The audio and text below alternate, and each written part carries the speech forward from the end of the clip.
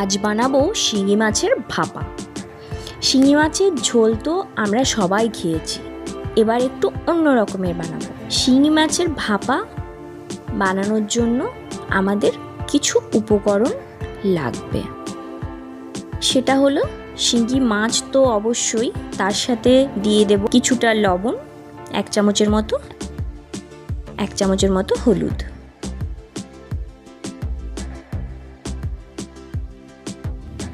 আর দিয়ে দেব সর্ষের তেল।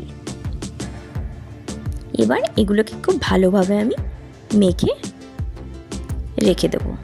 এদিকে আমি একটা মশলা বানিয়ে নেব ভাপার জন্য। সেটা হলো শুকনো লঙ্কা কয়েকটা, আর কাঁচা লঙ্কা, জিরে, আদা। আপনারা ঝালটা নিজেদের মতো করে দিতে পারেন। আর দিয়ে দেব কিছুটা জল। এবার এটা একটা পেস্ট আমি বানিয়ে নেব।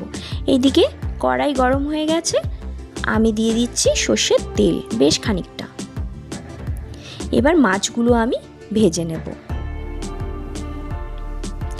ভাপাতে যদিও কাঁচা মাছও দেওয়া যায়, কিন্তু আমি মাছটা একটু হালকা ভেজেই দিয়েছি।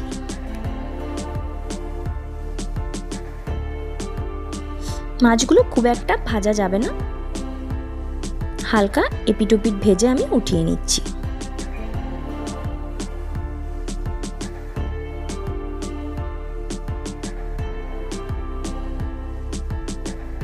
এবার আমি একটা টিফিন বক্স রেখেছি, যেটার মধ্যে ভাপা দেব, এবং যে মশলাটা বানিয়েছিলাম মিক্সিং জারে সেটা দিয়ে দিয়েছি। তার সাথে অ্যাড করছি 1/2 চামচের মতো হলুদ, আর 1/2 চামচের মতো কাশ্মীরি লঙ্কার গুঁড়ো, আর দিয়ে দিচ্ছি লবণ।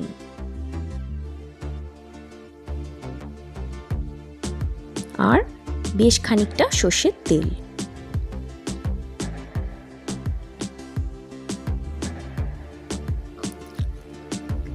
হাফ চামচের মতো চিনিও অ্যাড করেছি। এবার যে ভাজা মাছগুলো ছিল সেটা আমি দিয়ে দিচ্ছি। এবার আমি খুব ভালোভাবে মেখে নিচ্ছি।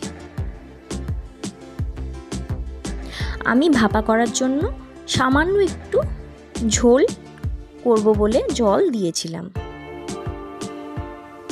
আপনারা জল না দিয়েও ভাপাটা করতে পারেন।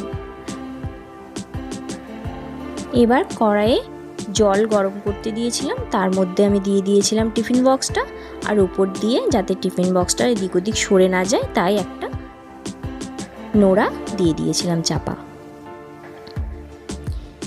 আমি প্রায় 10 থেকে 15 মিনিটের মতো মিডিয়াম থেকে লোয়ে রেখে সেদ্ধ করে নিয়েছি।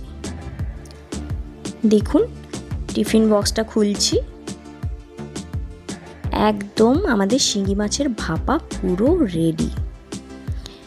এটা বাচ্চাদেরকেও দিতে পারেন, বড়দেরকেও দিতে পারেন।